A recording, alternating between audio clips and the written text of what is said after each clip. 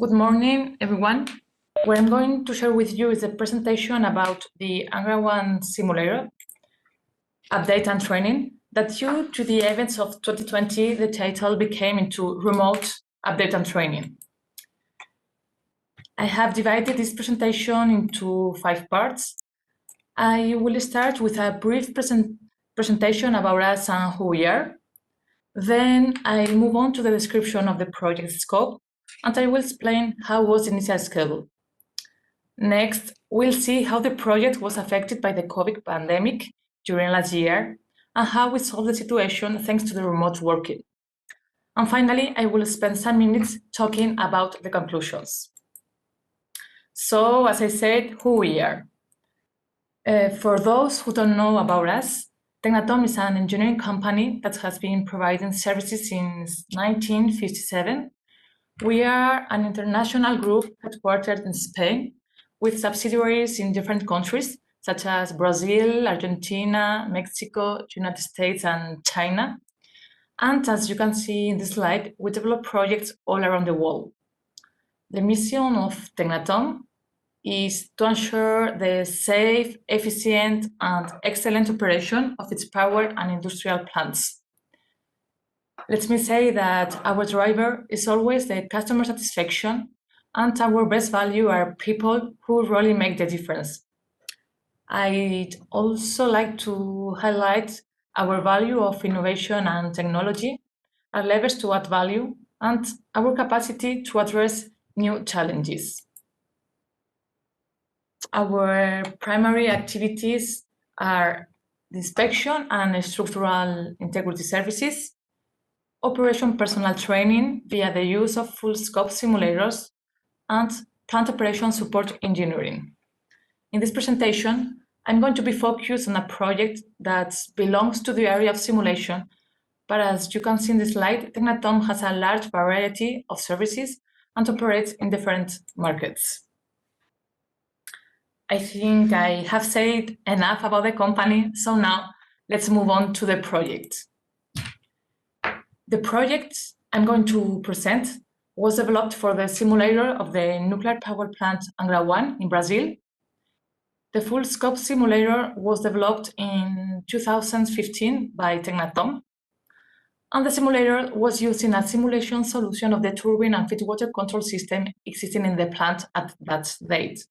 That was based in the WDPF automation. But since then, it has been upgraded, this turbine control system at the nuclear power plant, to use an Ovation 3.2 based system. So the simulator needed to be updated to reflect the new Ovation system and match the plant. And TECNATOM was commissioned with that work, and the modifications were planned to be realized during last year, starting in January and ending by November. We were 3 companies involved in this project. So TECNATOM as the service supplier, Westinghouse, that was the hardware supplier, and Electronuclear, so ETN, that was the client. Let's see how was the initial schedule of the project. Well, the project had been planified taking into account the usual phases for a project of this type.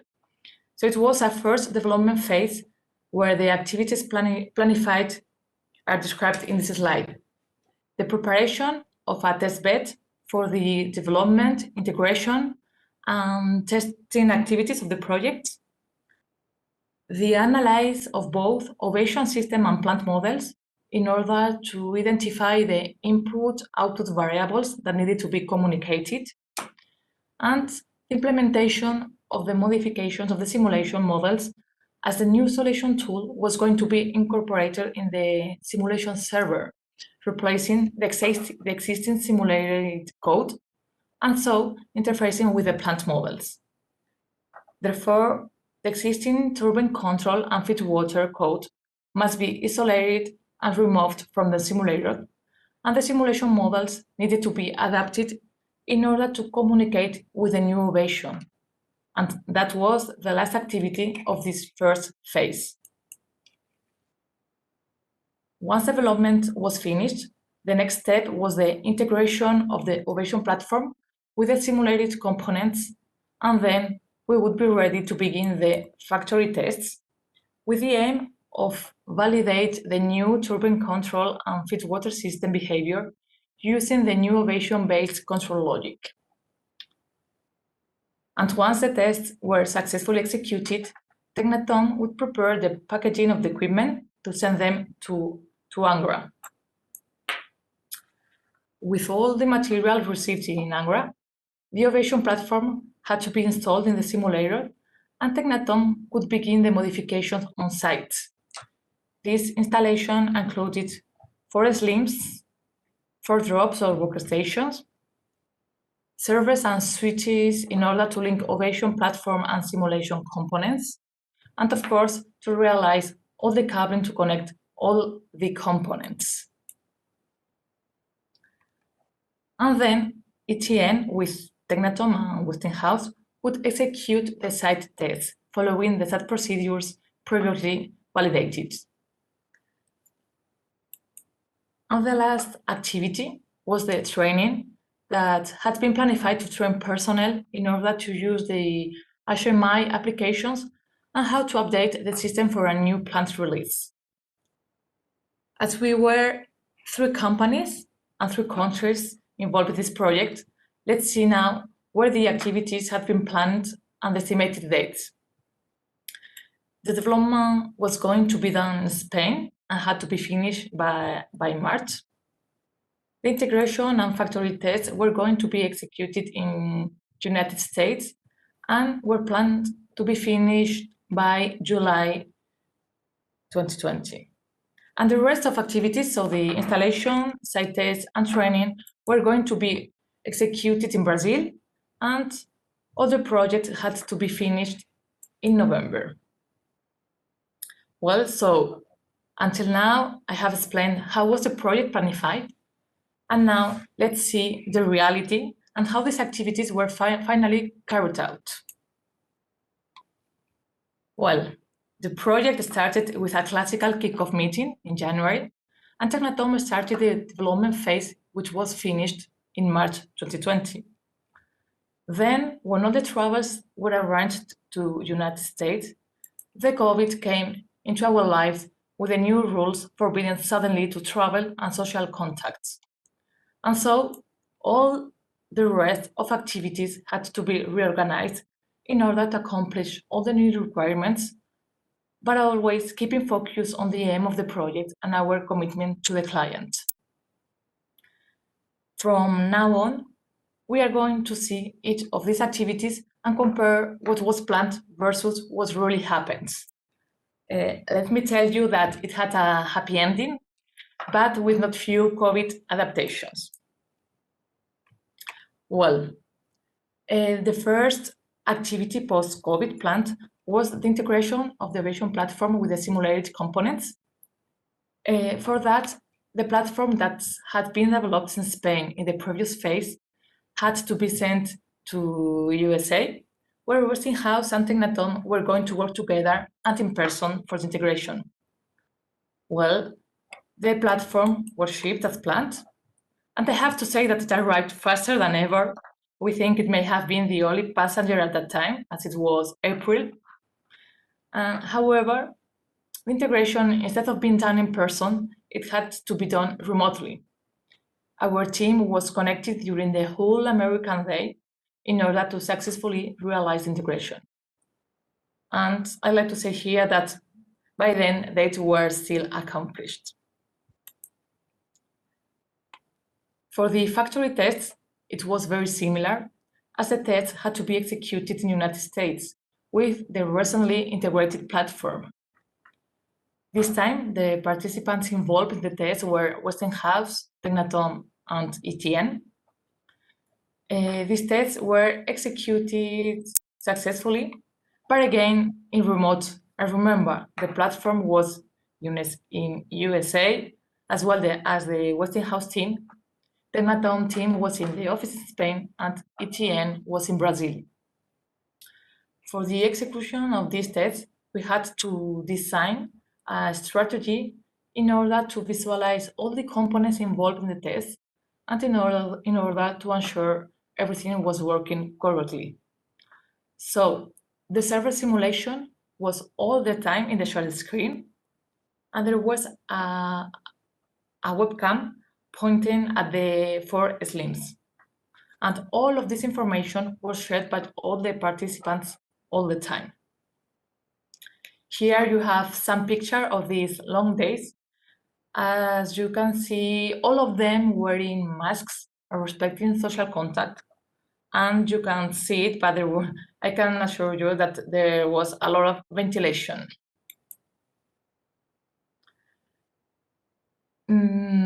We find the right and above all the safe moment to travel in November, when the following three things happened at the same time. So the platform that came from USA had arrived to Angra. That was very critical, as it was the platform to install. Second thing was that Brazil at last had opened the travel restriction to foreigners. And the last push was that in Spain, the autumn was starting, and we hit the third wave of COVID. So grab of Spain was not a bad idea at all.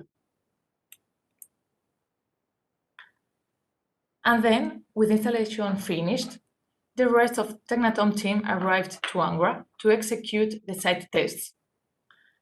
For this activity, there were two differences from what was planned. The first one, that Westinghouse was going to give support remotely. And the second one that had already been put in place for the previous activity was the safety protocol that all of them had to follow and that all of us know very well. So that was the use of masks, the respect of the social distance, the use of hydroalcohol, and all the PCR tests we have to do. At that point, I have to say that our client, ETN, strictly complied with all the sanitary rules I made and made us feel safe at all moments. At the end of the test, it was already December, and there was only one activity to do. That was the training, and that it had already been decided that it would be realized in remote, and in January. So, in fact, there were only two things that worried us. The first one was to obtain the ready for training of the simulator, and the second one, be negative in the PCR tests and enjoy Christmas with the family at home. And as I told you at the beginning, this project had a happy ending. So that means we obtained the ready for training and all the members of the team went back home safe and sound. And finally, we arrive to the conclusions. First, I'd like you to see these two pictures, as I think they are very representative of what happened. The one on the left is a picture taken in the kickoff meeting, and the other one is a picture of the last days of the site tests. Only 9 months separate these two pictures.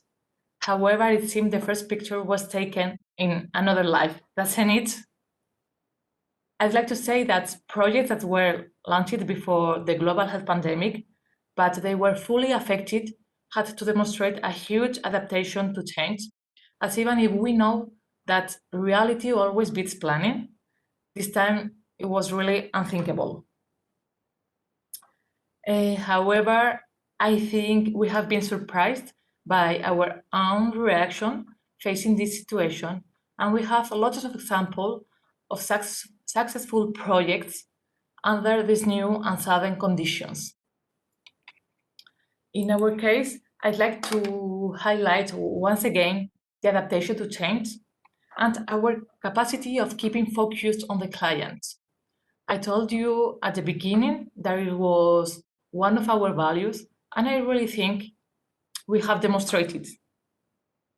We also really think that the success of the project is due to the teamwork between the three companies that really built a very good work environment that we all know that boosts productivity. And finally, I'd like to say that behind this project, there has been a hard management work, as there have been so many new variables to take into account in order to ensure the delivery of the final product. Some examples of this project management are the need of increasing the frequency of risk management. Scheduled travels was harder as there were sanitary requirements changing almost every week. We had to increase the communication with the client to always be aligned with them. And of course, if always we take care about the team, at this situation, it was more necessary than ever. As if you remember, at the beginning of the pandemic, it was a scenario of total uncertainty. And that brings me to the end of the presentation. So I just want to say thank you for your attention.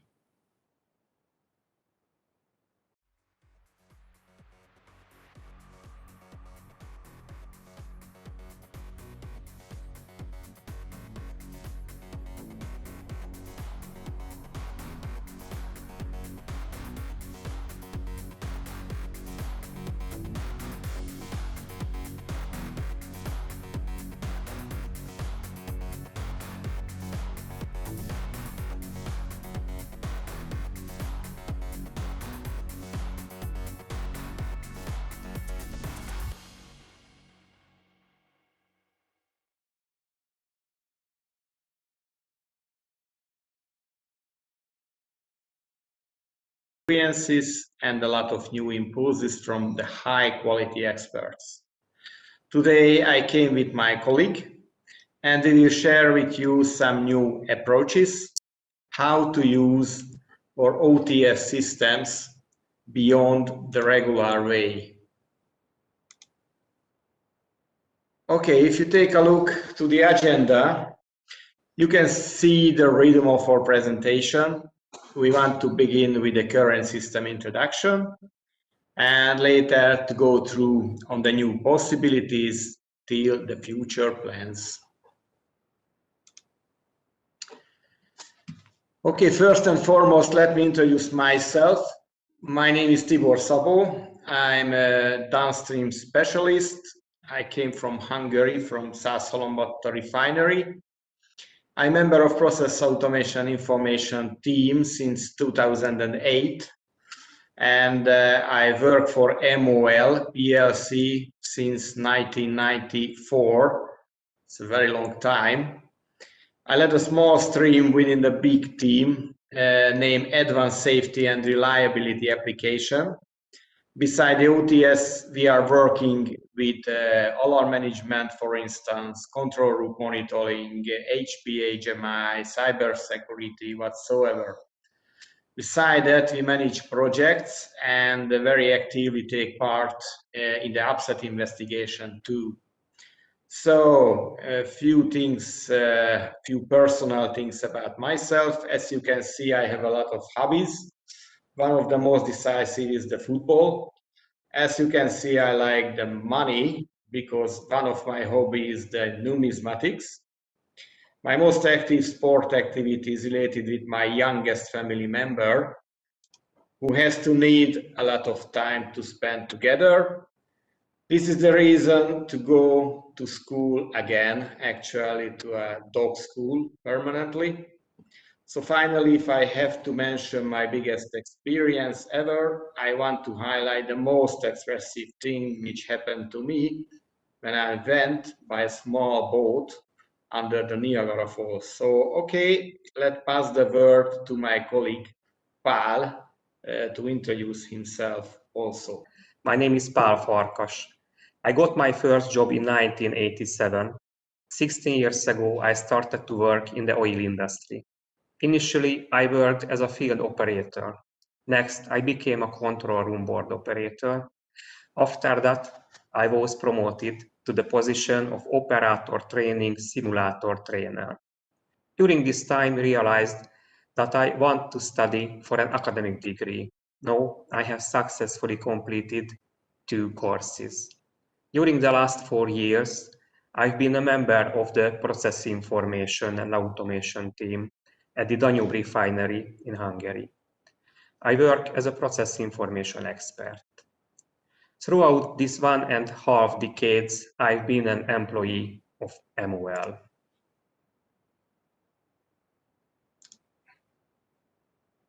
Let's move on to introduce the MOL company.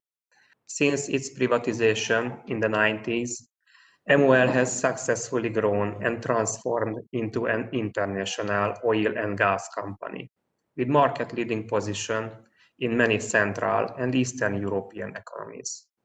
A progressive vision, a well-executed regional strategy, and strong leadership. These were the necessary ingredients to shape MOL into it is now.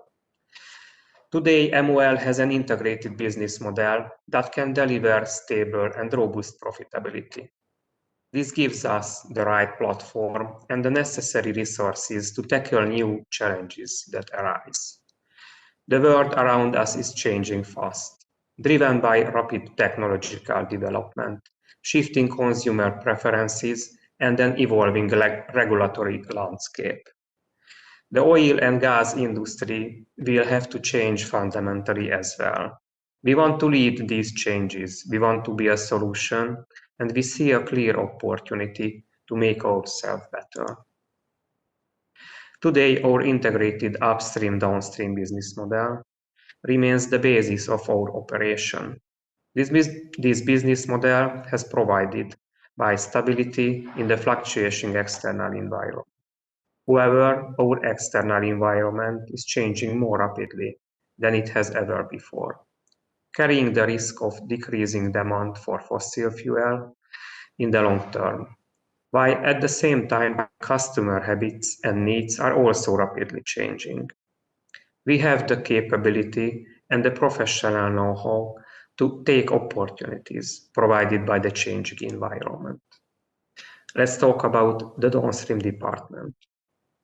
It has 3 refineries and 2 petrochemical plants, transforms crude oil into a range of refined products for domestic, industrial, and transport use.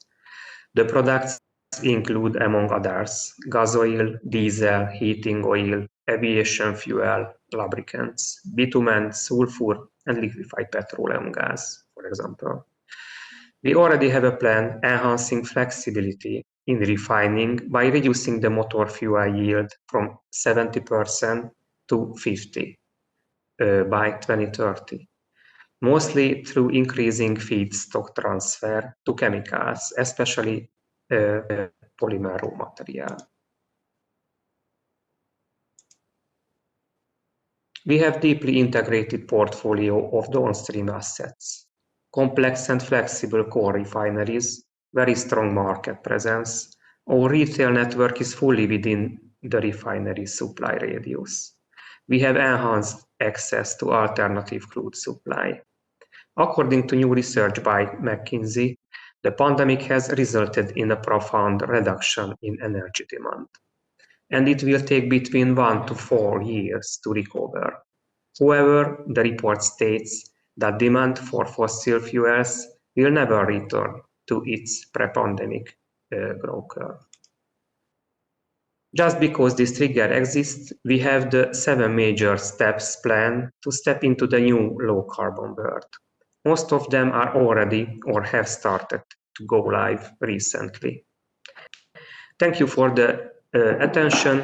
Let me hand you over to Tibor, who will now continue. Okay. Thank you, Pál. So let me talk a very few words about our current existing OTS portfolio. So as you can see, we initiated the very first project in 2007, and we have implemented 10 high-fidelity custom OTS systems so far, 9 of them made by Honeywell, and the youngest one has completed by Emerson. Always the legitimate question, how can we use the OTS system? What is the goal in the refinery of the system utilization? Well, the utilization of the system is unbroken, and the popularity is unquestionable nowadays. So we separated 4 categories for the topics. The first category is the what if, means all of the exercises which base in an unfamiliar technology event which should potentially be happened. So we can improve special skills, self-confidence, and more effective interventions for the operators. The second option is the opposite topic of the first one, and emphasize the trainings for events which have already happened to find the best practice to treat and handle the upset. With the third topic, we can maintain the knowledge for the sequential activities. For example, unit startup, heater startup, compressor startup, whatsoever. Last but not least, the optimization, which allow the operators to dig down into the technology and provide capability for the fine-tuning and interventions to be better quality of products. Okay, let me show you a new Power BI report as well, what we also created for monitoring the performance of the trainer and the system in order the public the system utilization. Okay, right now let's look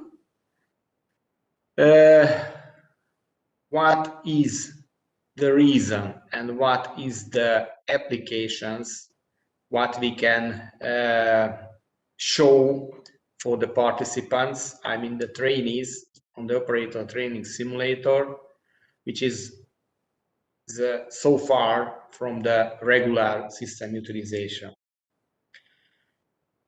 One of the most impressive intention in the refinery to provide quality of alarm for the panel operators. For this reason, we have initiated an alarm management program a couple of years ago to collect the bad signals, to analyze the root causes, and to provide the best for the operation.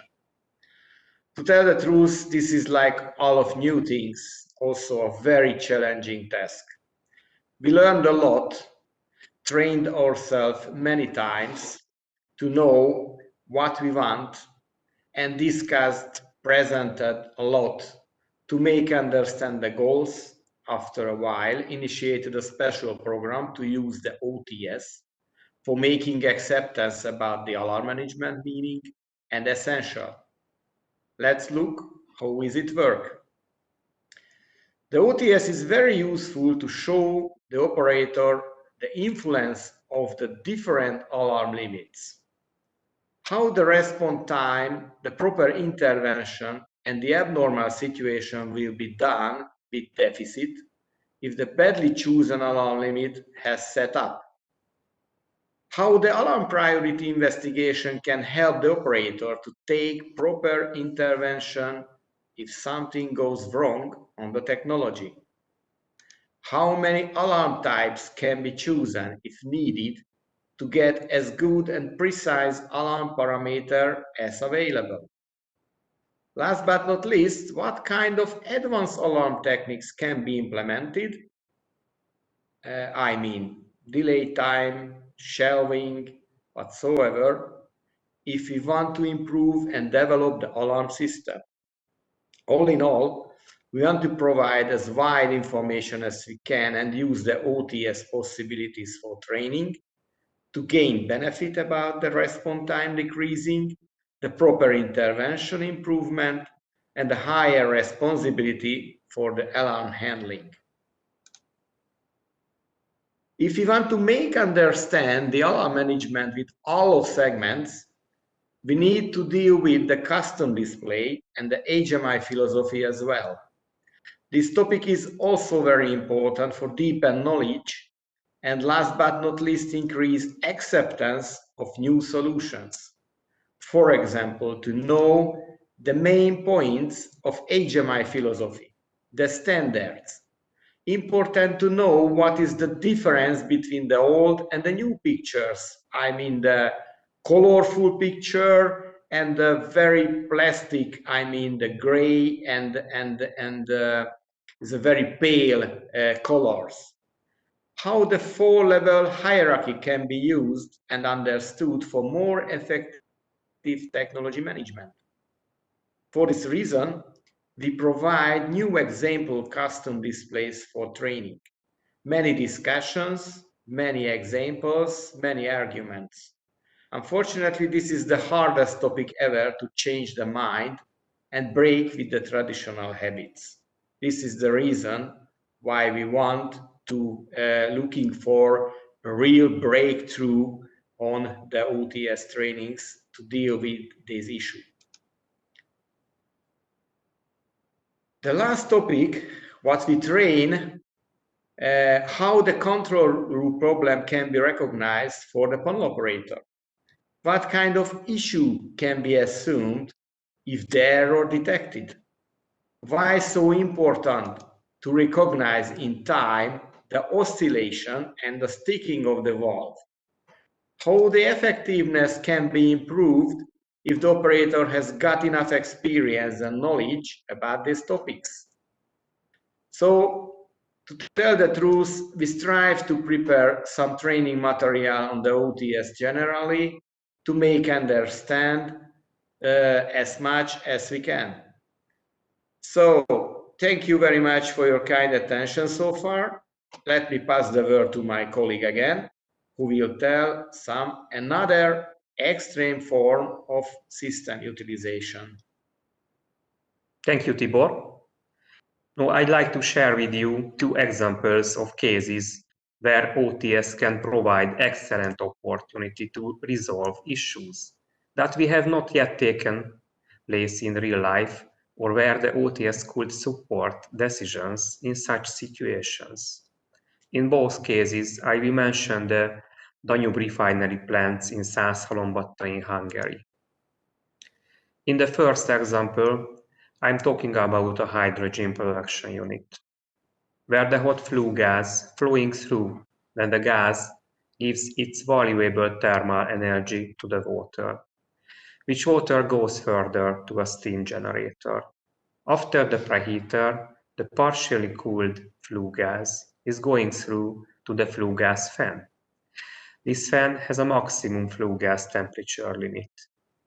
If the flowing water in the preheater does not remove the heat from the flue gas, there is a chance that it will be too hot for the flue gas fan.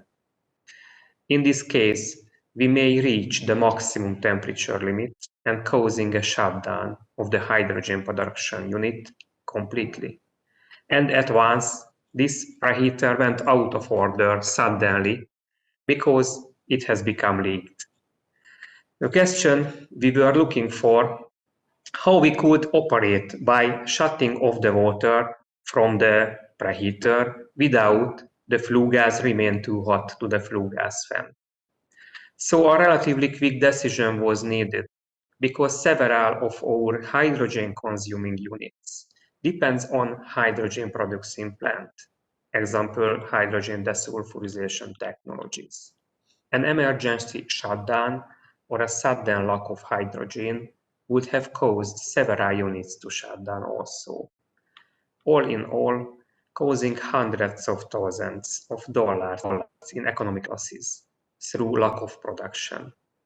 The solution was provided by the existing OTS at this plant. While the plant began to slow production, this was also done on OTS in parallel, ahead of the while until the Sorry guys, megállt a...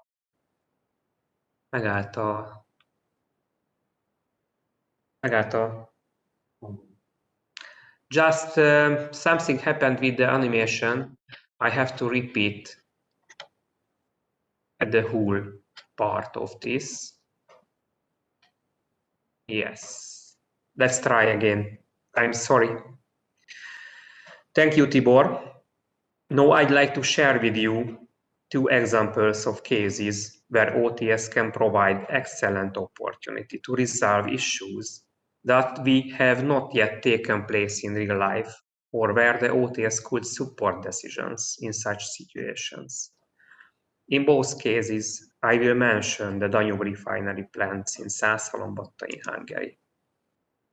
In the first example, I'm talking about hydrogen production unit, where the hot flue gas flowing through when the gas gives its valuable thermal energy to the water, which water goes further to a steam generator. After the preheater, the partially cooled flue gas is going through to the flue gas fan. This fan has a maximum flue gas temperature limit. If the flowing water in the preheater does not remove the heat from the flue gas, there is a chance that it will be too hot for the flue gas fan. In this case, we may reach the maximum temperature limit and causing a shutdown of the hydrogen production unit completely. And at once, this preheater went out of order suddenly because it has become leaked. The question we were looking for, not how we could operate by shutting off the water from the preheater without the flue gas remain too hot to the flue gas fan. So a relative quick decision was needed because several of our hydrogen consuming units depend on this hydrogen production plant, example hydrogen desulfurization technologies. An emergency shutdown or sudden lack of hydrogen would have caused several units to shut down also, all in all causing hundreds of thousands of dollars in economic losses through lack of production. The solution was provided by the existing HQ OTS at this plant. While the plant began to slow production, this was also done on OTS in parallel, ahead of the live unit with a little time. The OTS trainer communicated with the operating staff via hand radio. We reduced the feed of the unit. He shut the water from the preheater on the OTS simulation and monitored the temperature maximums. As the OTS trainer found that this flue gas temperature did not reach the strict maximum limits for the flue gas fan, he told this result to the operating staff, whom then also cut the water flow in the real life, in the real unit. Thus, significant material losses due to unplanned downtime could be avoided, which did not happen, thanks for the support of simulation.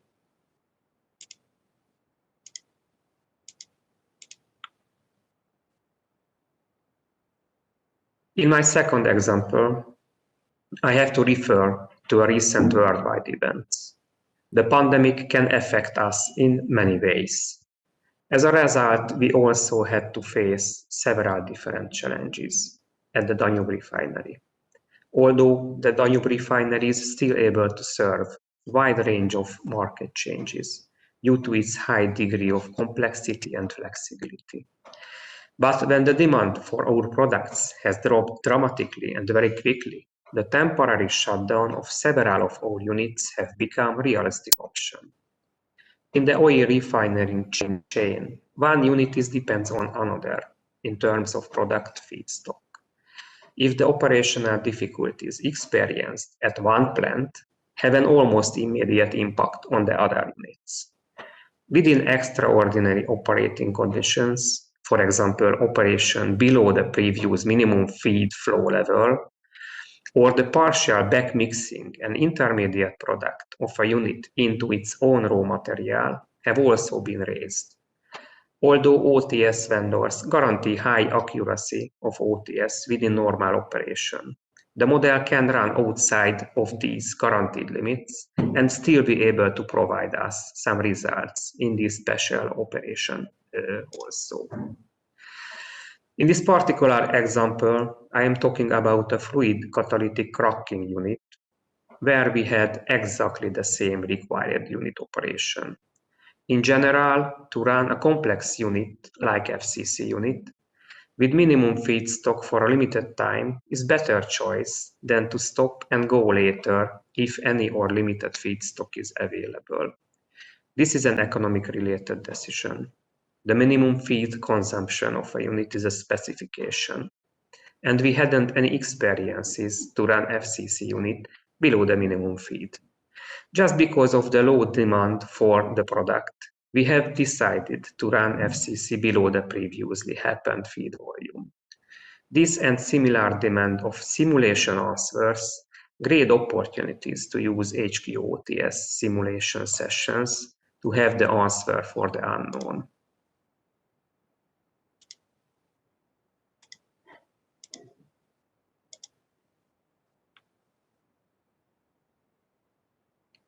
If requires fine-tuning of all OTS systems to be able to use for such operational experiments, then this fine-tuning have to perform.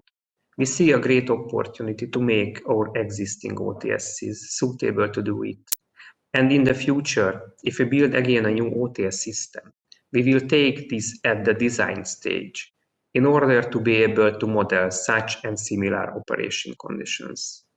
From the process information and automation side, we want to further increase the utilization of our OTSs, especially for unusual operational experiments that we were not previously part of the daily practice or seemed unthinkable before. Slowly approaching the finalization of the presentation. And I suppose we could share few interesting information. But before we finish, I would like to finally let me talk a few words about the future. We know that we should be able to save a lot of money if we can virtualize the system. It is a core topic in the near future. If we will virtualize the system, why not we provide, for instance, a remote availability of the systems from home office training, for instance. Another sharp issue that we are able to support with OTS in the next time, the process engineering daily work, the corrosion monitoring, for instance, like a new topic beside the mentioned other trees. The technological parameter revision or set up new parameters, or like nowadays we were dealing with the incident investigation, like expert, as also a very good way should be to expand the possibility for utilization of the operator training simulator. So actually we have a lot of new ideas and recommendations, but we are fully clear about the current situation, and the majority of the implementation can be realistic after the COVID pandemic situation, I think. So, ladies and gentlemen, thank you very much for your kind attention, and we wish you COVID-free future, and we wish you a good day and very good year. Thank you very much.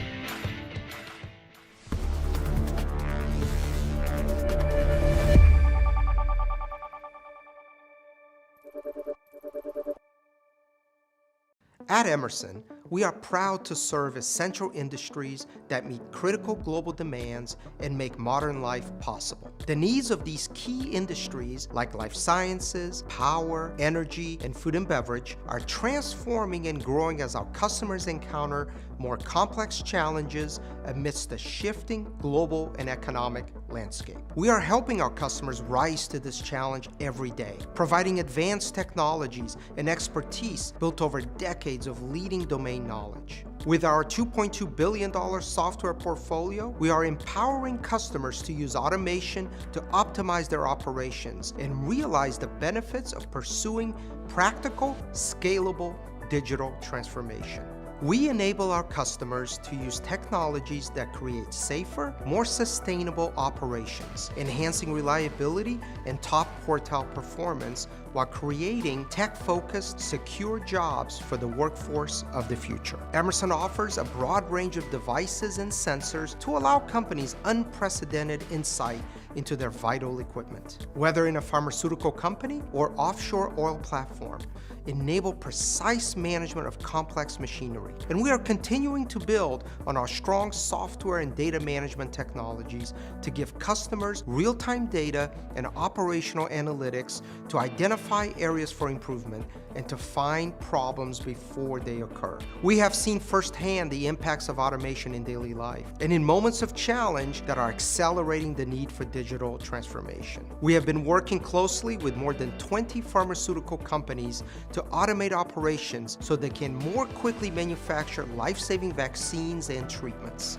We have quickly pivoted to meet changing manufacturing capacity needs amidst the COVID-19 pandemic, and we are positioned to help our customers continue exploring automation as a value driver for decades to come. Everything we do at Emerson supports essential industries and drives innovation that makes the world healthier, safer, smarter, and more sustainable.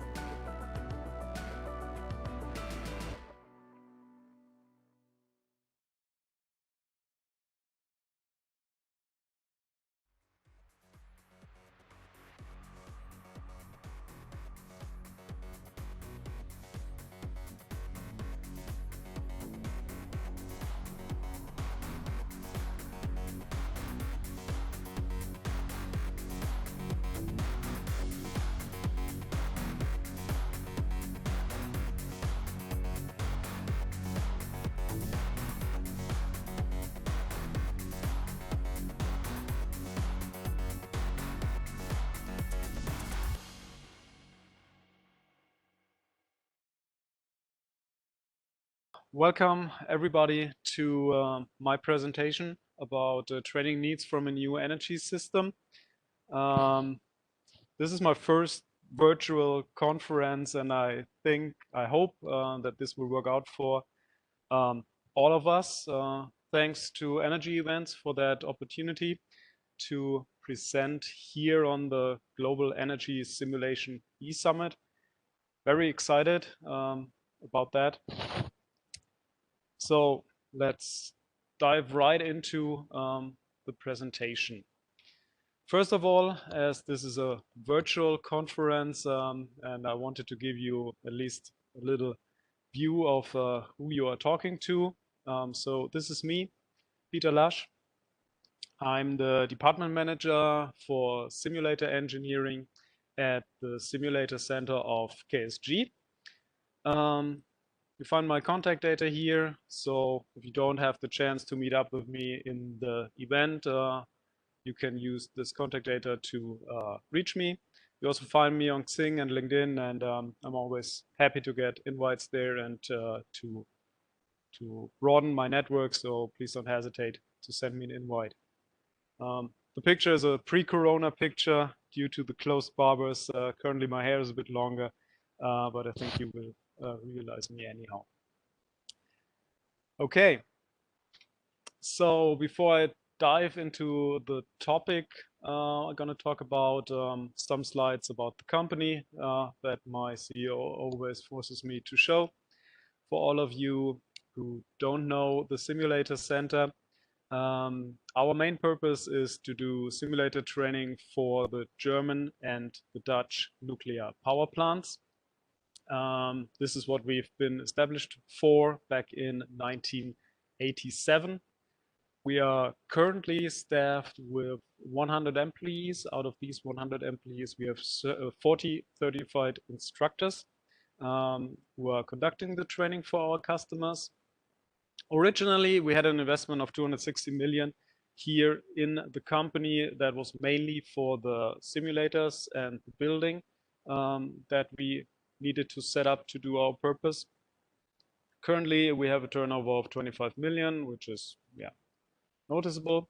And of course, our quality management and our IT operations are certified by the ISO 9001 and the ISO 27001 certificates. And I listed all our shareholders here. These are mainly the German utilities who have nuclear power plants and the Dutch utility, which is operating the Borsele plant. So what do we do here? What training facilities do we have at the simulator center? Of course, we have plant-specific simulators for all our customers. These are currently 6 remaining simulators for 7 nuclear power plants. So 2 plants are sharing 1 simulator. It's full scope simulators with one-to-one replica of the control room where we are conducting our training. So everybody's coming to us and doing the training for their licenses. Next to that, we of course have our renowned, worldwide unique reactor glass model, 1:10 scale model of a pressurized water reactor, where you can see thermohydraulics happening, where you can see what actually is going on inside a reactor. To me, this is always an eye-opener when I see what's going on there with water hammers, condensation flows, reflux condenser modes. This is very, very exciting, not only for reactor operators, but for everybody who's working with steam and water and piping. It's really recommended to see that. And we also do human performance trainings because when you do technical training, you realize soon that you also need to focus on the soft skills training of how people behave. You all know that the biggest source of errors in a technical environment is still the human being. And in order to attack that, we set up some hot water training systems where we let our trainees operate and can then assess their behavior and reflect their practical behavior with the theory that we taught them before. So as you can see, our business is mainly focused on training on assets that are here in our house. People are coming to us, being trained, and well, now you wonder because this presentation is in the remote training section, and what I just told is not very remote training, it's more local training that we are doing. But of course, there are several circumstances that forces us to change the training that we are doing. And in the next few minutes, I want to talk about what these influences are and how they impact us. So the first impact, of course, during these days, I think there's no presentation that gets around this topic. We have the coronavirus, we have the pandemic situation. That is a driver for change because people are not traveling that much anymore, especially if it's not mandatory training that they need to do. We had lots of classes being canceled because people couldn't travel anymore. And that forced us to put many of our trainings, some of our trainings into a remote environment that we also could conduct remote trainings for, especially the soft skills trainings. But this is not the most important driver for us to change. More important to us is, of course, this movement here. For all of us, for all of you who are not Germans and don't know that sticker, it says nuclear power, no thank you. You know that Germany is phasing out of nuclear, and yeah, by coincidence, this presentation is on March 11th. March 11th, also the date of Fukushima. That was the changer here.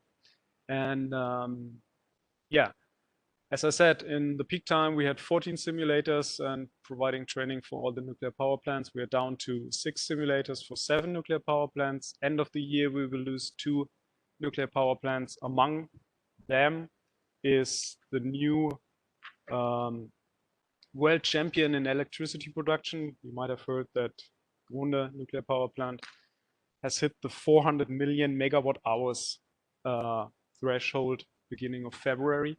Well, it would close down end of 21. And this is our main driver for change, why we're going to focus on different training methods. And combined with that is, of course, the new energy transition of Germany. So the question, where is our energy system heading in the future? And the next few slides, I'm going to talk about this study here. It's a study of how Germany can become climate neutral until 2050. That's a 2-step process that we are looking for. And due to that study and due to the changing energy system, there will be lots of changes we need to do. And also everybody else that is a training service provider in the energy business will have impacts from this study. And as I said, the next few slides are going to talk about how this study influences our future work and also the future training that needs to be provided. So what is Germany trying to do? We're trying to become climate neutral until 2050, meaning that there are no carbon dioxide emissions anymore. This is a 2-step goal. Until 2030, we want to reduce the carbon dioxide emissions to minus 65% compared to the 1990 numbers that we had, where we had an emission of 1,251 million tons of carbon dioxide. Until 2030, we want to reduce that by 65%, and then until 2050 by 95% in total. And if you look at the contributors to this goal, you can see that the energy sector, the energy business, is a big contributor to that. And that is because of the phase out of coal until 2030, the use of renewable energy, and by using hydrogen as a primary source of energy. Next to that, there are the other sectors that contribute to the reduction of carbon dioxide emissions. One to mention is the industry, because the industry currently is also using lots of coal for their energy. And this study thinks that the industry will be completely electrified until 2050, and also using a lot of hydrogen. So you will see by that the landscape that we currently have for the energy production is completely changing in the next decades. And it's a rapid change. The government will lay the footprints for making that change happen in the next 4 years. So if you look at the primary energy consumption, what is remarkable to me is that this study thinks of halving of the primary energy consumptions. So currently in 2018, we are using roughly 13,000 petajoule of primary energy. And back in 2050, this will only be 6,500 petajoule of primary energy consumption left. So how is this done? Of course, we will use energy sources like renewables that don't have so many conversion losses. Currently, thermal power plants just use 40% of the electricity of the primary energy sources that are put in to produce electricity. For renewables, this is almost 100%. And then it also comes in a decrease in the energy consumption that is foreseen, and also in the increase of efficiency. So the heating of buildings, the lighting, all the electric devices will have better energy efficiency, and therefore the use of primary energy consumption can go down. What is also remarkable about this slide is that you see that the primary sources, nuclear energy and coal, will completely vanish until 2030, 35 roughly, and that we are then left with renewables and power to X, so synthetic fuels that are imported to us. For us as a training service provider that is focusing on big utilities like nuclear power plants or conventional power plants, big producing power plants, that gives an impact because these players will be out of the market. If you look at the electricity consumption, you will also see that it changes significantly. There are two sectors to be mentioned that will be contribute to the increased electricity consumption, and that is traffic, because we are planning to electrify the whole traffic sector until 2050. And the other sector is hydrogen production, which is the light blue up here. So mainly due to these three contributors, the hydrogen production, the transportation sector, and the industry sector, the electricity consumption will go up by 360 terawatt hours from now until 2050. And with that, not just the electricity consumption, but also the electricity production will change slightly. This is a duplicate to the slide I had before. But you again see that the electricity production will be changed to renewable energies, and then to backup gas-fired plants that will burn hydrogen, and to import of electricity. So beginning from 2025, Germany will become a net importer of electricity, and this gets even worse if you look at the sources of hydrogen that we are using, because also there 80% of the hydrogen that we're gonna use will be imported.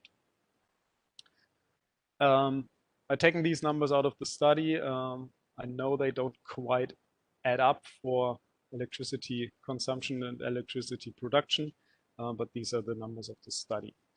So the question is, why am I talking about that so much as a training service provider?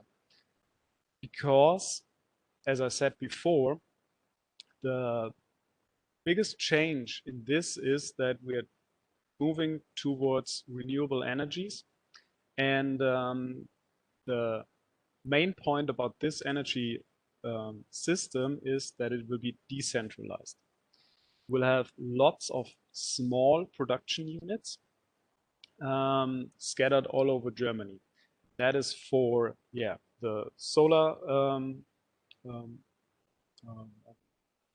solar systems, for the wind turbines, that is for the electrolyzers that produce the hydrogen, and also the industry will electrify all their process steam and their district heating in a decentralized way. So the main question for us and for many service providers, training service providers in the future will be, do you know your customers? Because this is the most important point. There won't be any big utilities anymore. It will be small utilities. And the investments that we had in the past for huge simulators, full scope simulators, that will change. We will have lots of comparable units where you can operate with generic simulations, and also these big training classes that you had in the past where the people are coming to you will change because there are not so many operators anymore, and they are used to operate their plants remotely, because this will also be a trend. So they will also be looking for remote trainings, and that is the most important part that I draw from this study, that the energy system and therefore also the customers for training service providers will change significantly. And we all, as we do training in the energy business, need to adapt for that. And I don't talk about changing aging workforce and replacement of workforce from old engineers to new engineers. That is a whole different story that I won't talk about in this presentation at all. So let's bring in all the buzzwords for remote trainings. What kind of training is needed in the future at all? Where will this be heading? Of course, we will have video conferences where you talk about stuff, where your tutor will be online in a video conference and teach you things. There will be blended learning. Everybody is going into that direction where you mix up classic, I would say, training methods with online training methods. There will be a huge pile of self-paced learning because, as I said, if you have so many standard units that are operating in the grid, you can also put standard training classes for these standard units where you can have self-paced learning for that. Due to Corona, it's a trend to have virtual classrooms, and this will be prevailing for the future also. You will have more and more trainings going in a virtual classroom. We have this virtual event right now. It's working out quite well. So also virtual classrooms is something where the trainings will happen. Yeah, web-based training is something that especially the younger generation is absolutely used to. You find the training contents online and you will conduct your trainings via web-based training. And even if you have some time waiting for the bus, you will use your mobile device and do training. And these are the trends where a training service provider needs to go, and they will be they will have more impact in the future with this trend that the big utilities will go away and that you will have smaller, more standardized utilities with more standardized assets they are operating. And that is, to me, the point where training service provider needs to go in the future in order to be existent in the future. Of course, there's another topic that we need to talk about, and that is also practical training. There will still be people operating plants and assets, need to maintain them, need to operate them with just the training tools that I demonstrated before. This is more for theoretical training, but also practical training needs to be done. And to me, although this practical training in the future will be conducted remotely with all the technologies that you all know, virtual reality tools will be used to do practical training for people maintaining assets. This is a trend that is unstoppable and will soon and will be the standard in the industry very, very, very soon. That's also why we are starting to incorporate that into our trainings and into our simulators that we are providing. From the general overview of where this energy system is going, and that there is a driver for having more remote training. I hope this was a bit clear in the presentation that I just had. I wanted to show the perspectives that we are currently doing here at the Simulator Center and what we already did achieve for these remote trainings. One first example is a Corona example that came up last year, where travels were restricted and operators couldn't come to do the trainings in our control rooms here anymore. So we came up with a, I would say, innovative way of conducting the trainings, because most of your simulators, if you have full scope simulators, are equipped with audio video systems. And the audio video systems that we operate here are so good with the resolutions and also with the sound that it was no problem for us to put the signals of the audio video system to our customers sitting remotely. Our instructor was allowed to be at the simulator. He was doing the exercises. Another instructor could operate the audio video system and show what was happening on the panels. And with this trick of using the assets that we had here, we could continue doing training even through the period where we had travel restrictions.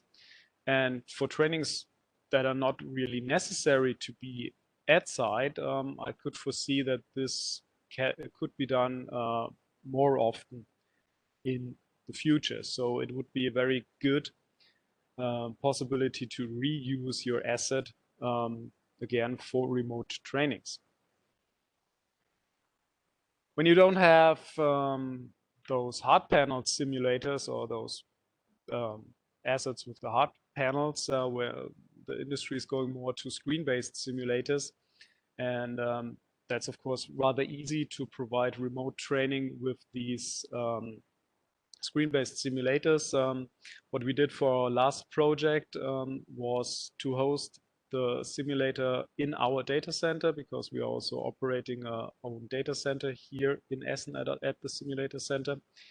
And our customers were just logging in remotely to that simulators. We could share the screens between them. Our instructor was there and had them to do the testing. They were also using the simulators by themselves without any instructor there to just do the testing and training that they needed.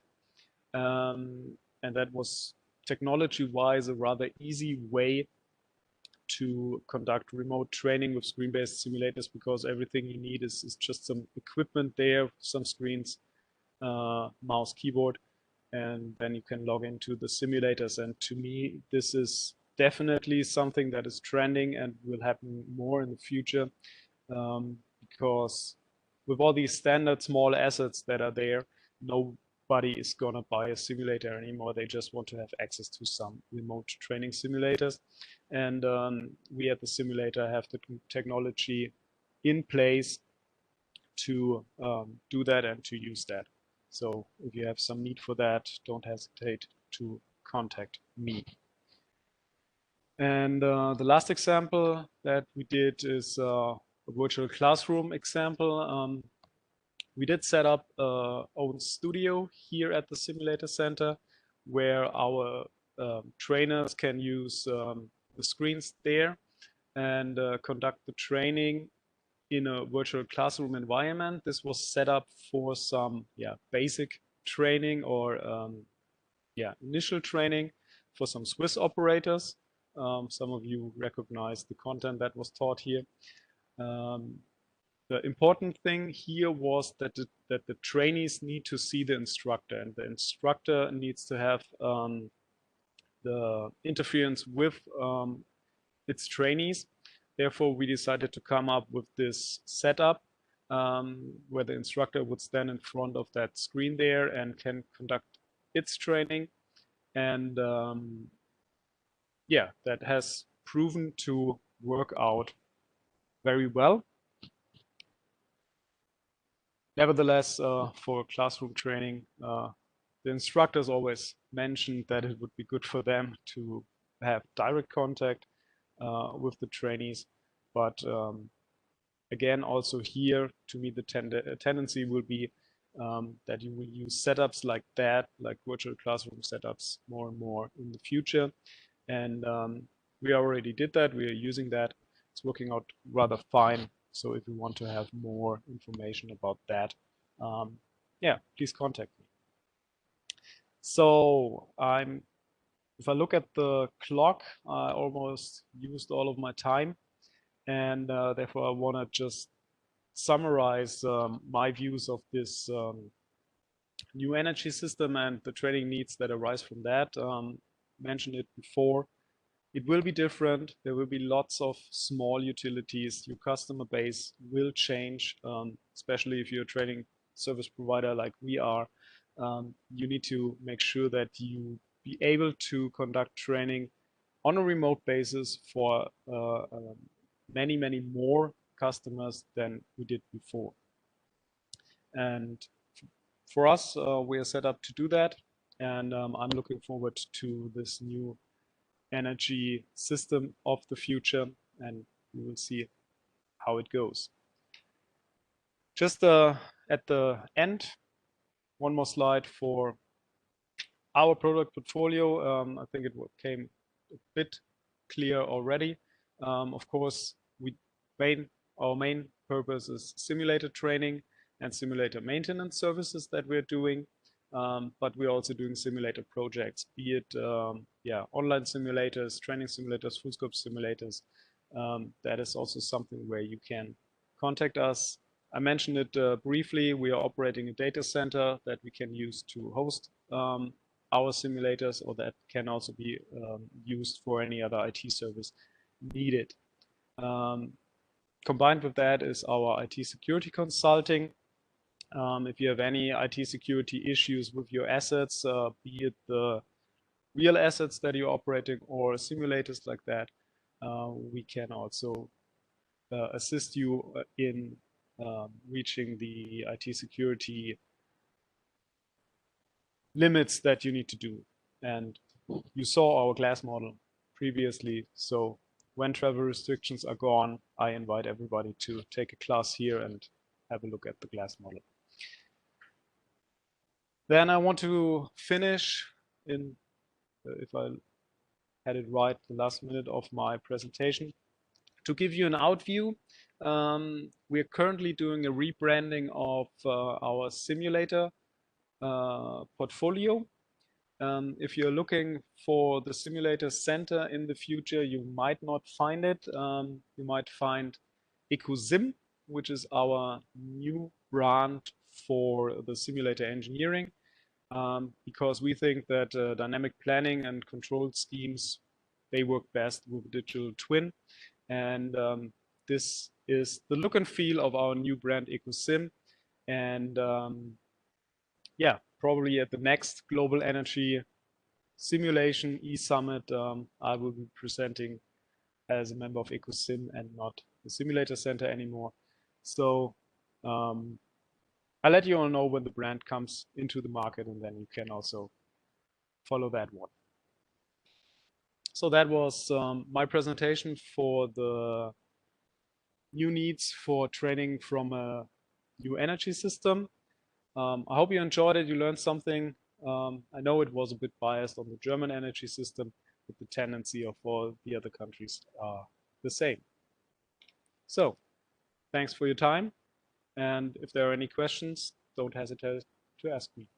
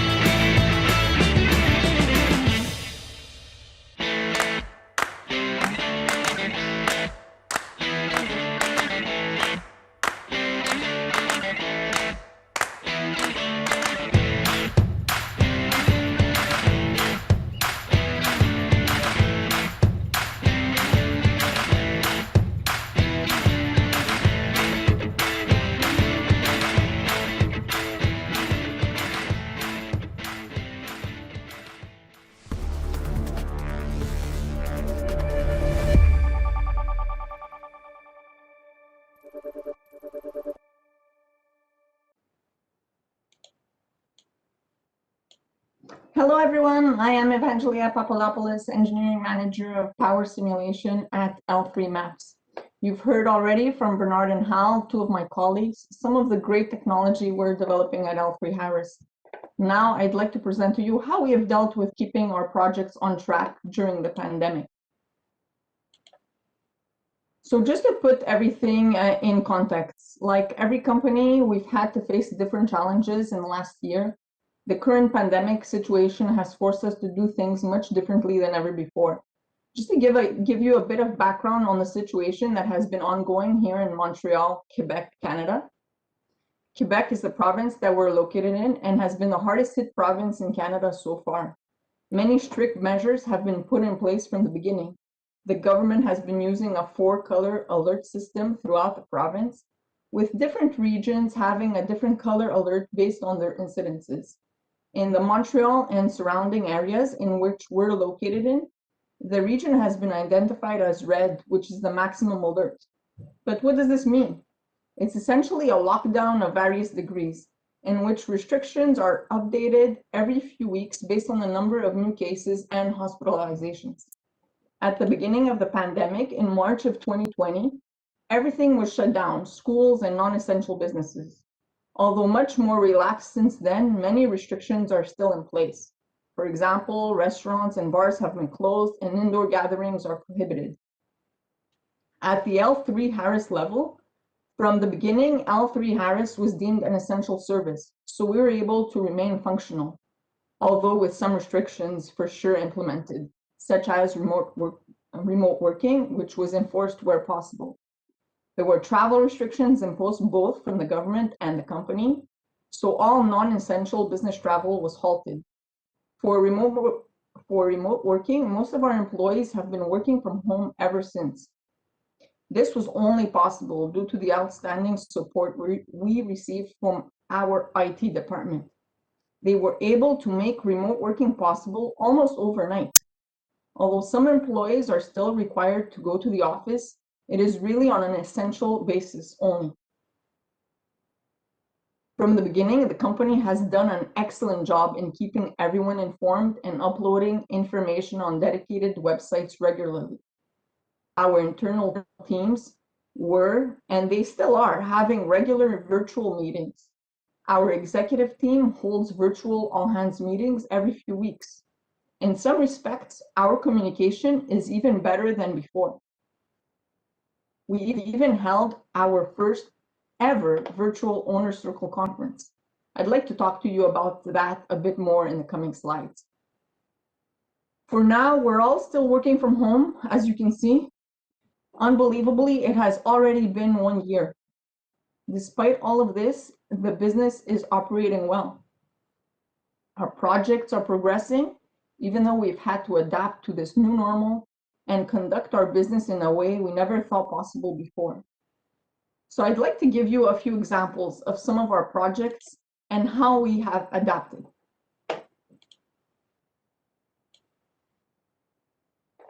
The first project that I would like to talk to you about is the Wolsong 3 Full Scope Simulator project in South Korea.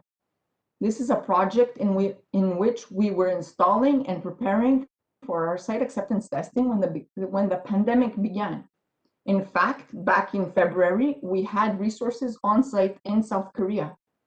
At that time, when the pandemic hit, the project was put on hold and we repatriated our staff back to Canada.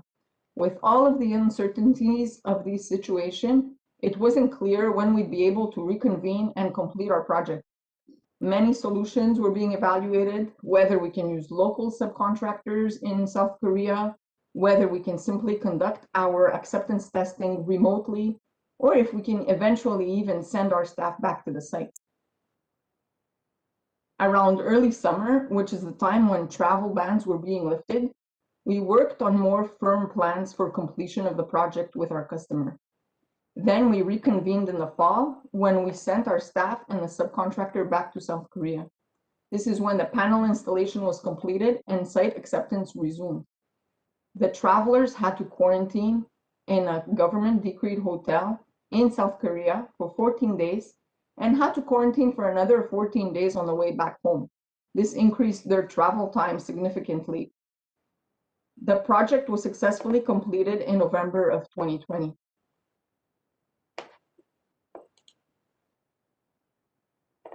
The next case study that I would like to present is the Chernavoda Simulator Modernization Project.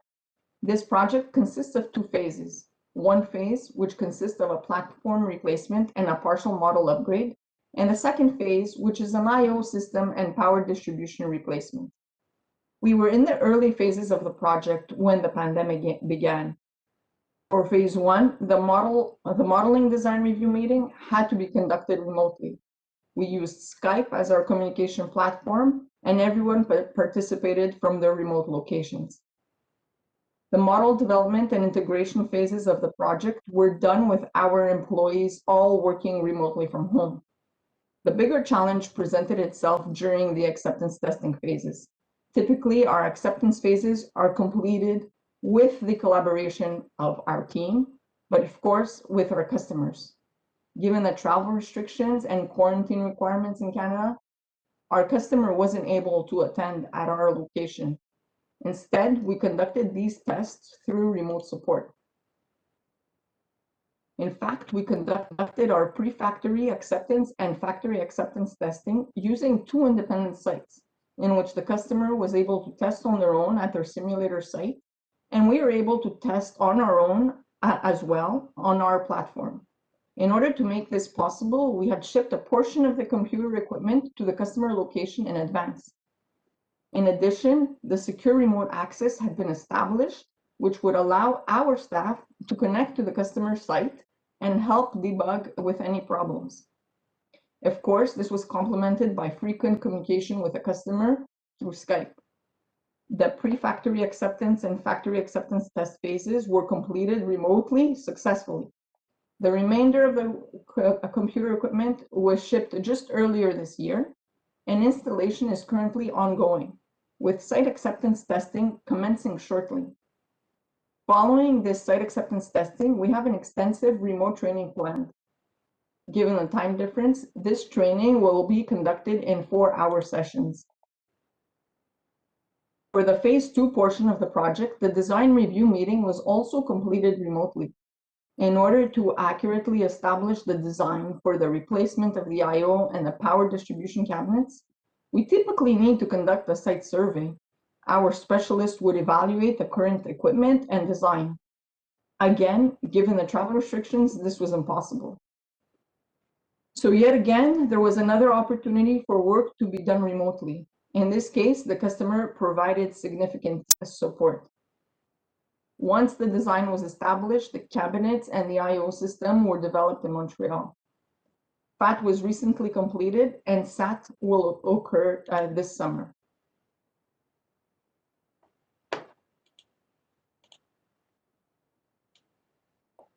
Another case study I'd like to present is the work for Nextera, first for the St. Lucie Simulator Modernization Project. This project was also at the beginning stage when the pandemic hit. The design review meeting was held remotely with a customer, in which the design of every system that needed to be developed was reviewed. This review was completed through Skype with everyone's participation from their remote locations. All of the simulation models were developed and integrated together. All of that was done remotely with our staff all working from home. This was accomplished again with frequent communications with the internal team members and the customer. Our pre-FAT and FAT phases will also be conducted remotely. Once again, there are two independent sites set up here, one in Montreal and one in Florida. The customer will use their existing classroom or glass-top simulator for that purpose. We also conducted a training session with our customer at Turkey Point. In this case, we had two independent sites and databases set up, and we were exchanging schematics through transfer sets.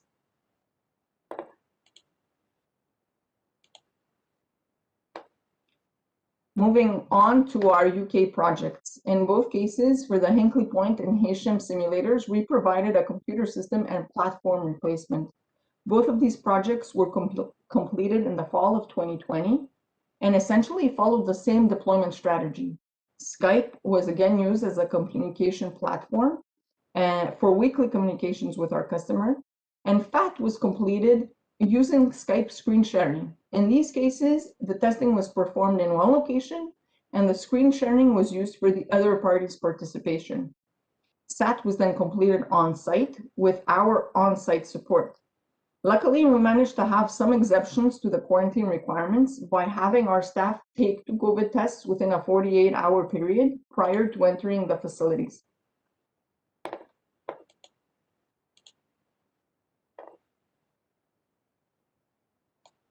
In China, we implemented the Siemens turbine control system update on the Lingao simulator. This was done with special coordination between the 3 different parties in the 3 different locations. It was one of the first projects where we completed acceptance testing remotely. The BOMGAR secure remote connection was used to connect to the simulator in China in order to provide the required support. For another customer in China, we conducted some training sessions, again due to the time difference, in only 2 or 3 hour blocks. Our staff and the customer had to be flexible in their schedules since there is a 12 to 13 hour time difference. In order to provide this remote training, we had specific laptops set up which could connect remotely to the customer site and in which we can use customer approved AV communication platform. These laptops were completely independent from the L3 Harris network.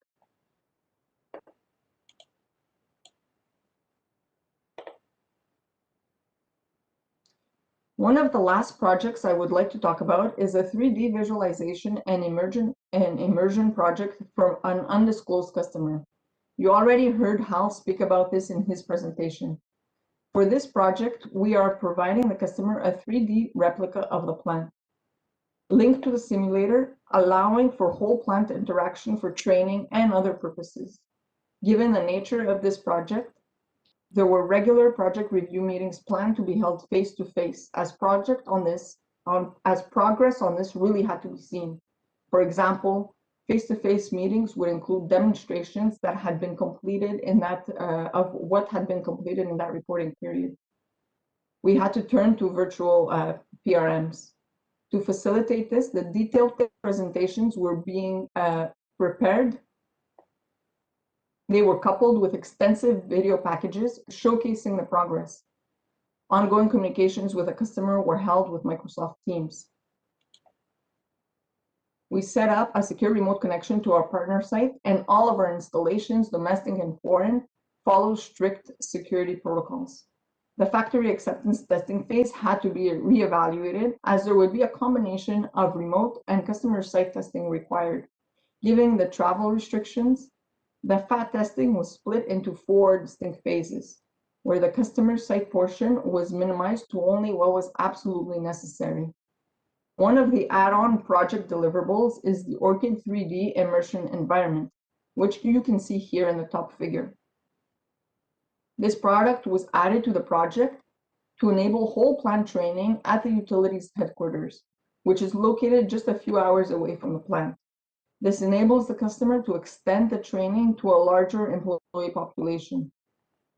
We still have some more challenges coming up. The SAT phase includes a lot of parts which are still moving, and given the situation, travel and quarantine requirements which may be imposed, planning is paramount.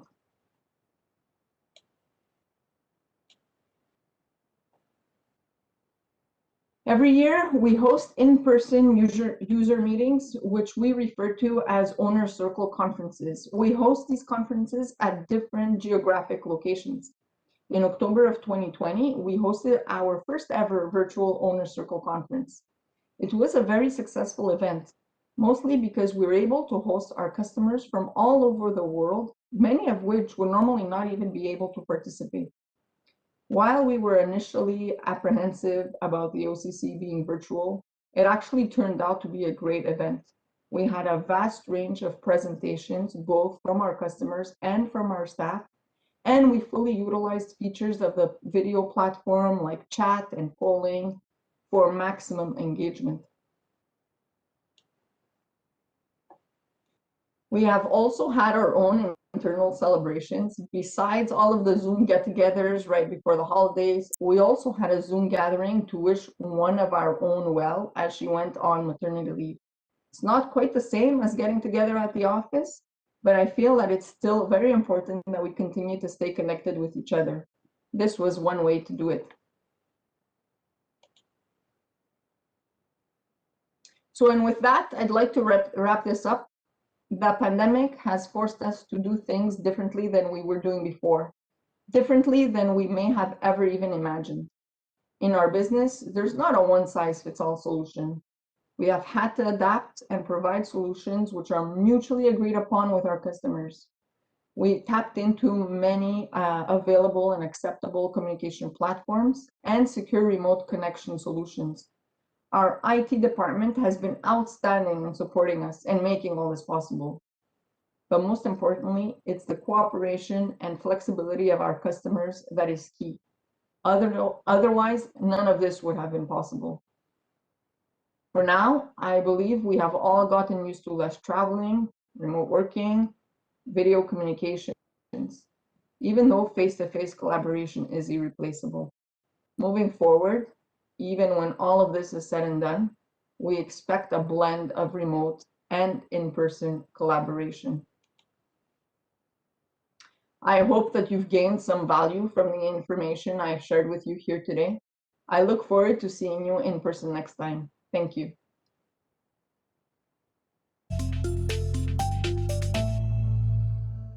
Are your new hires disengaged and having a hard time grasping basic plant concepts? Are your experienced operators bored of PowerPoints? Let Simtronics help get your team ahead of the learning curve. We provide the right solution for your trainees at every level of learning, from basic fundamentals through advanced troubleshooting. Our training products will give you the tools you need to train console operators together with field operators, effectively teach skills for normal operation, startups, shutdowns, troubleshooting, and emergency response, and ensure operator competency through objective performance testing. Simtronics offers a structured training path for your operators to follow, from new hire to experienced operator. New hires start off simple with equipment tutorials and SPM e-learning. These tools help them rapidly learn all major components of the process prior to using the simulator by interacting with a library of movies, 3D visualizations, P&IDs, and DCS screens, all at their own pace. Once trainees comprehend the basic concepts, they move on to training workbooks, where they will learn to put the concepts together. These workbooks use a blended learning approach, providing a comprehensive curriculum for both basic operators and field operators, saving the instructor time and effort. Trainees can then move on to the simulator and virtual field operator for hands-on training. Here they can apply the knowledge they've gained and practice operation skills before moving into the plant. The highly sophisticated yet easy-to-use DSS-100 delivers a wide array of benefits to console operator trainees and instructors. A realistic training environment, comprehensive training, demonstrations of skills, improved troubleshooting skills, flexible training exercises, better knowledge transfer and retention, adherence to standard operating procedures, and measurable performance. With the DSS-100 simulator, trainees develop skills in a realistic plant environment, viewing graphics in either gray or black, whichever way works best for them. Data provided through the DCS helps trainees determine the root cause of various failures. Instructors can design unlimited training exercises using any number of equipment or instrument failures. Embedded tutorials and aids enhance blended learning.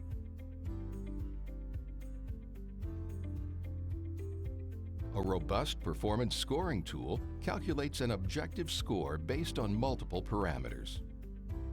Running alongside the simulator, the virtual field operator is an interactive 3D training environment that enables trainees to learn about field operator responsibilities. The VFO allows trainees to trace flows and verify instrumentation back to the console for realistic troubleshooting. For higher-level trainees, the SimTech library of training exercises focuses on advanced troubleshooting and abnormal situation management. No matter what level your trainees are at, Simtronics has the tools, software, and experience to keep them ahead of the learning curve.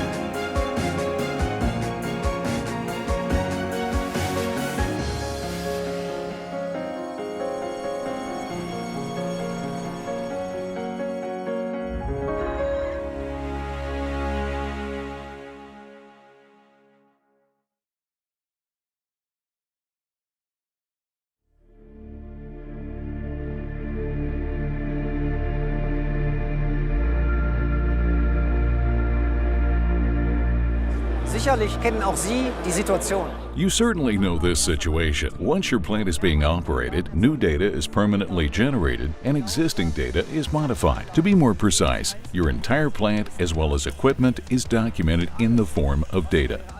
Everything you have to know about your plant, everything that really matters, is spread all over numerous software applications, databases, and paper-based files. This means this data and information can neither be accessed easily or quickly, nor does it have any useful correlation. We call this data dark data. Let's be frank. Can you actually rely on this data? What really matters is how the data can be managed efficiently across different disciplines and along the entire life cycle in order to provide relevant information for substantial decision-making processes. Und hier kommt Planzeit ins Spiel. Planzeit wurde speziell für die Prozesse. Here, PlantSight comes in. PlantSight has been developed in particular for the process industry and consolidates all information and data, be it static or dynamic. You can consolidate, contextualize, validate, and even visualize your data and information with PlantSight. The raw data is then transferred to a complete digital twin. Ein lebendiges Abbild Ihrer Anlage. It is a genuine copy of your plant, which is being updated on a regular basis and grants valuable insights. Suddenly, you realize new correlations and understand how everything is interconnected with each other, where to go further, and how you can actually work with the data right now. It doesn't matter whether you are an operations manager, site manager, engineer, or operator. PlantSight helps you reveal yet hidden data, make decisions faster, and thus increase the profitability of your plant immediately as well as on a long-term basis. All this is possible with only one simple web portal, which can be easily accessed. A completely new portal allowing for realizing and enhancing the added value of the digital twin along the entire asset lifecycle in process industries. Anytime, anywhere. Jederzeit und von überall. Siemens. Ingenuity for life.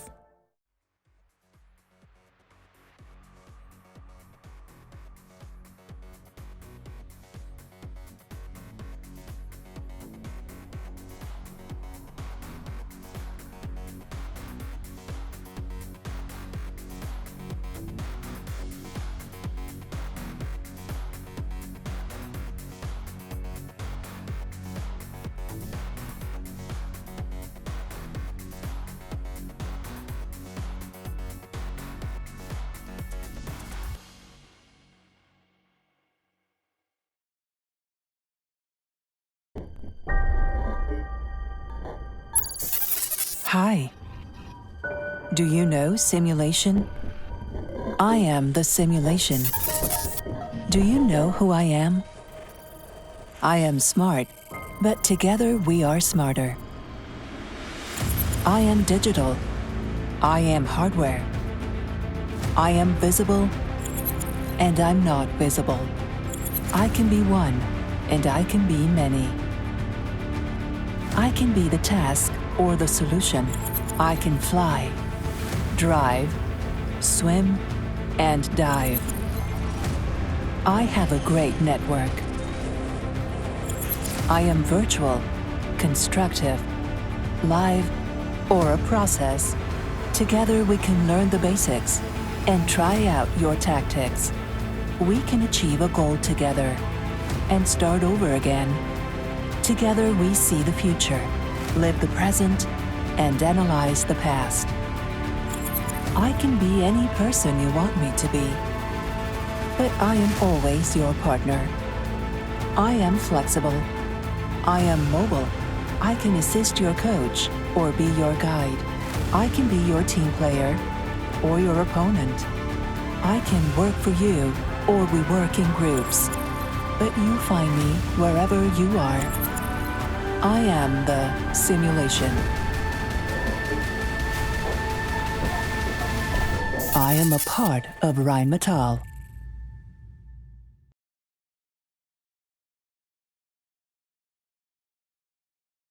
Hi, my name is Janis Busch. I help customers in the digitalization of their business by building their real digital twin. Skilling and reskilling your employees is a challenging task. Technology is accelerating faster than we as humans can adapt. We have to cope with an environment that is volatile, uncertain, always complex, and often ambiguous. The only road to recovery is learning faster how to make smart decisions and we are the technology platform provider for this digital journey. I am going to show you how Rheinmetall digital operation support and digital learning can transform your business and boost your operations. We want to be your partner to take you to the level where you want to be.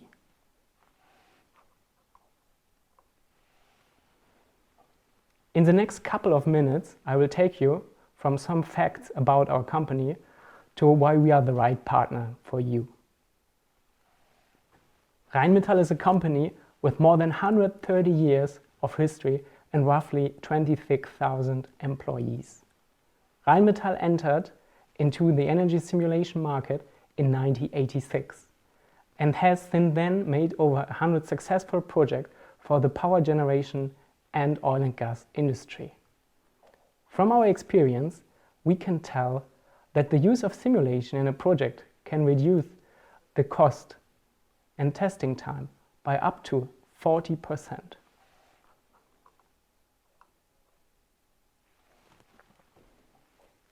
Rheinmetall is a big technology company, which some might know from another context. Coming from a defense background, we have taken simulation to the next level. We simulate to win.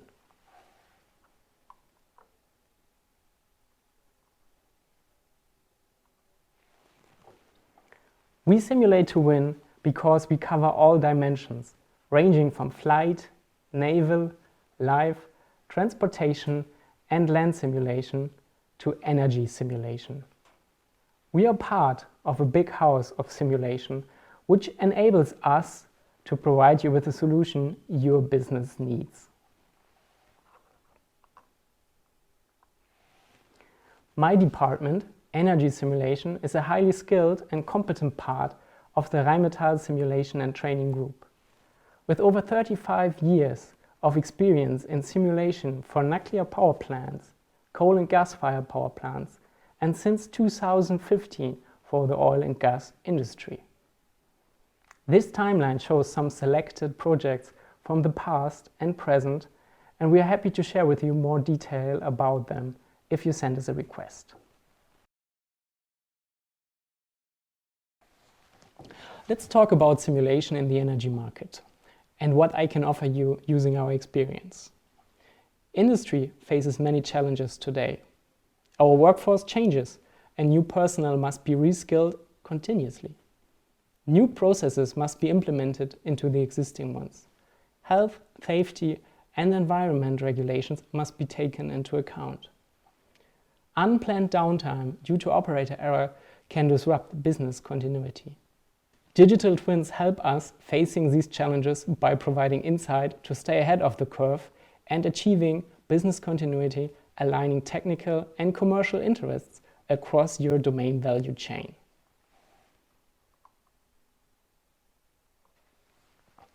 Having mentioned the challenges, let me explain you the scope of our offer from digital learning to digital operation support. Based on our experience doing training centers, we were able to create our own digital learning concept, which is based on 4 pillars, which complement one another. Each pillar is fully customized to our clients' needs and processes. We have a strong competency-based e-learning platform, which is used for reinforcement of basic concepts and first principles. High-fidelity simulator systems based on our own simulation methods allow us to operate a virtual plant or a partial plant process under normal or abnormal conditions in order to strengthen our process understanding. These simulators are our bread and butter business since 1986. To give continuity, all our systems are powered by our advanced simulation platform, INVIDIS, which is a result of over 30 years of high-fidelity simulation. High-quality, made-in-Germany scale models complement our concept and give you the touch and feel of the real process. Transparent materials allow you to see what happens inside critical process components. Altogether is a solid base for a real digital twin. In the next slide, I will talk more in depth about digital twins and how they can be used in digital operation support.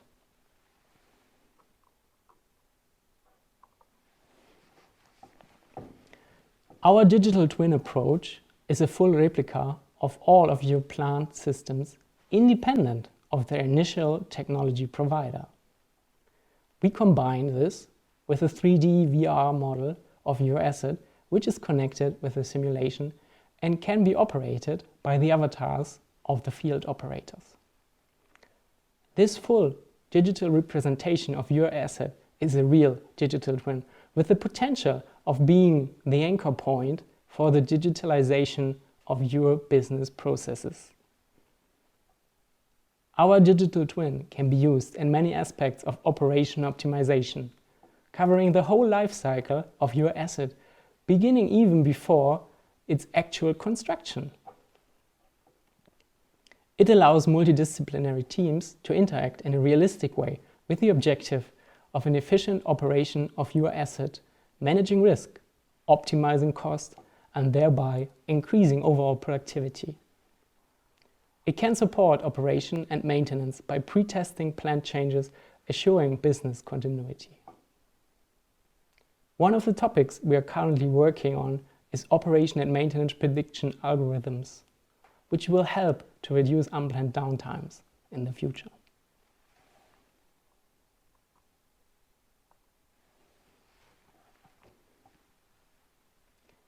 I'm showing you an example of an oil and gas project we did recently, giving you some impression of how our digital twin looks like. Due to Corona, the project has not yet been launched. This is why I cannot yet give you the exact name of the reference oil field. But here are some facts about its coverage. Our digital twin covers an oil field consisting of a production platform with pipeline-connected satellite platforms and the power generation platform. This digital oil field is producing about 200,000 barrels per day of crude oil. The simulated scope of this simulator covers the main oil and gas separation and transport process, the power generation and electrical grid process with its producers, consumers, and backup devices. All platform safety systems, from emergency push buttons to fire extinguishing systems, are simulated. The complete set of turbo machinery installed on the platform is modeled in depth, including the auxiliary systems, from combustion gas conditioning until the actual combustion process. The satellite platforms and their processes are modeled completely, starting from the well until they reach the pipeline to the production platform. We also modeled auxiliary systems like instrument air for pneumatic control or the flare systems. All these simulated systems are interconnected and affect each other as they would in the real world. It is also worth mentioning that we made full replicas of all installed digital control systems independent of their original supplier.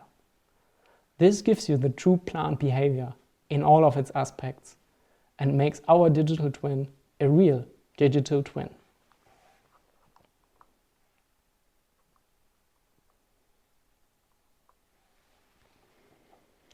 So why do we think we could create your reality?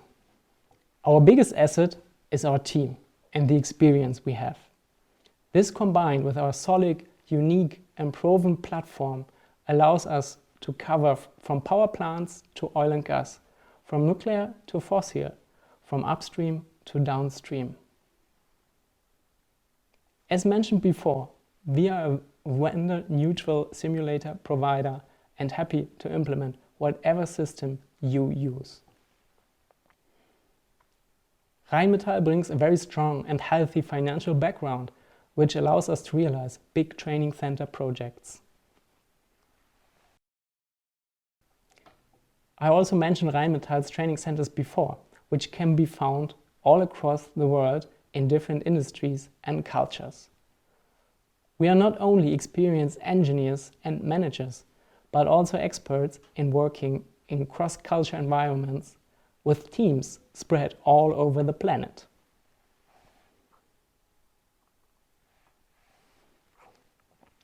Our most recent training center project in the energy market is CAP Mexico, a turnkey training center for the upstream oil and gas industry, where more than 200 people can be skilled at the same time using the latest RHEINMETALL technologies based on our 4-pillar digital training concept. In this training center, we have available for each student 21 e-learning courses, each one available for 3 different skill levels. Also 12 complex process simulators, also available to each student at each time. And 1 digital twin with 3D VR replicating one of the biggest oil fields of Mexico for interdisciplinary team exercises. Additionally, we have 6 fully functional scale model trainers. CAP is an on-premise training center. Nevertheless, the technology we use for screen-based learning and simulation is cloud-ready and could easily be hosted on another infrastructure.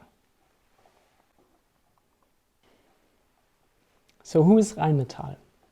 We are the leading company in defense and automotive and a strong global brand. Coming back to where we started, I would like to put energy simulation into context in the RHEINMETALL group. RHEINMETALL Defense is structured in 3 main divisions, which are weapon and ammunition, vehicle systems, and electronic solutions. The energy simulation of RHEINMETALL is part of the business unit Integrated Electronic Systems.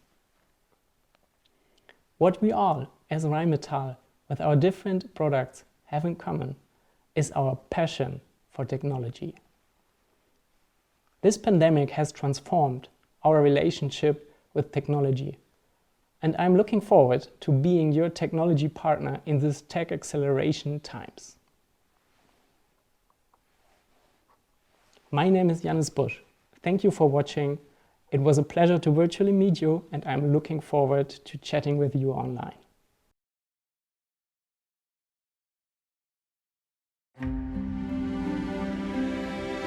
Security. It's the feeling of being reliably protected, the basis for economic growth and prosperity. Mobility. The dynamic that powers our lives. A fundamental prerequisite for freedom and cross-border ties. Security and mobility. 2 forces shaping the future of markets and mankind. And RHEINMETALL's raison d'être. With over 20,000 employees at some 80 locations worldwide, we produce high-tech solutions that deliver optimum security and environmentally sustainable mobility. Security requires well-equipped armed forces. And before an army can take on new international responsibilities, it needs the right tools for the job.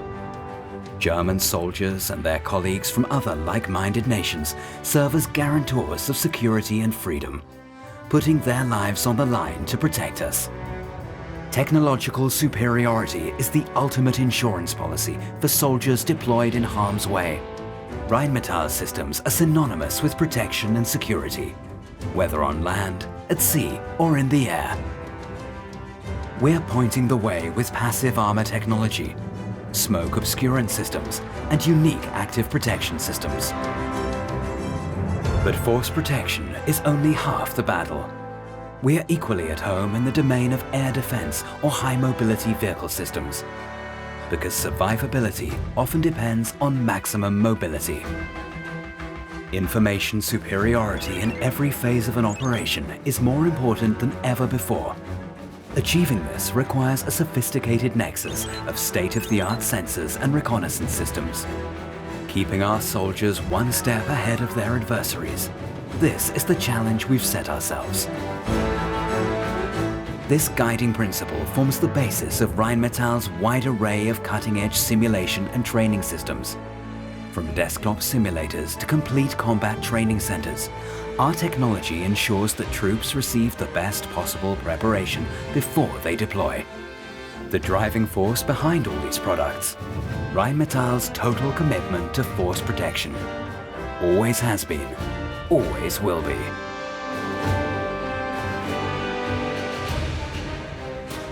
Making mobility as sustainable and environmentally friendly as possible. This is the formula for success of Rheinmetall's automotive units. Today, we're already working on the engine of tomorrow, which will be smaller and lighter, yet more powerful than current engines. Achieving this requires superbly engineered components. Engine blocks, pistons, and plain bearings have to be as light as possible, smooth running, but still capable of withstanding extreme stress, because less weight and lower friction mean greater fuel efficiency. We're leading the way with innovative systems for exhaust gas recirculation. Today, our intelligent, high-performance water, oil, and vacuum pumps set the standard worldwide. Secondary air systems for uncompromising, fuel-efficient engine design significantly reduce harmful exhaust emissions. And we're well equipped with technologies for tomorrow too. Take our innovative range extender, a world first, which is already helping to make electrically powered engines a practical proposition. Rheinmetall Automotive, going the extra mile to make future mobility sustainable. Innovative, robust, and present worldwide, Rheinmetall serves the international automotive industry and the armed forces of nations around the globe. Building on over 100 years' experience, we're proud to play an active role in shaping the future of two of mankind's most basic needs: security and mobility. Rheinmetall's twofold mission.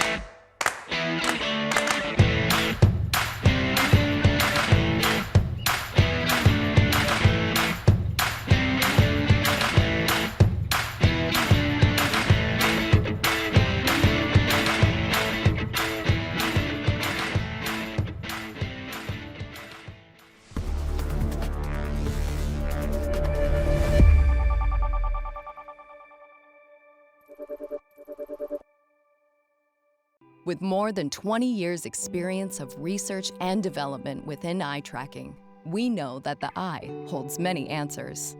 We track, measure, and analyze human eye movements, turning sights into data and data into insights, creating a deeper understanding of human behavior, intentions, and interactions all over the world.